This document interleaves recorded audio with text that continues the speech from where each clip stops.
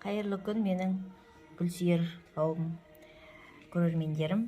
Міне бүгін мен салат еттім. Салат листовой сорт холодок. Так, 29-ы бүгін 40-45 күнде өсіп шығу керек дейді. Егіп подоконникке қойып жатырмын. Но домашний зелень ғой, енді домашний зелени самые полезные. Керекті самые полезные домашний зелень. Так, мята еттім тоже. Так, мята, гербера, многокомнатное растение. Гербера.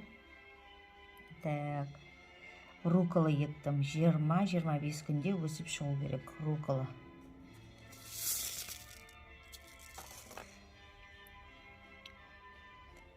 Енді осыларды күтеміз, өсіп шыққан.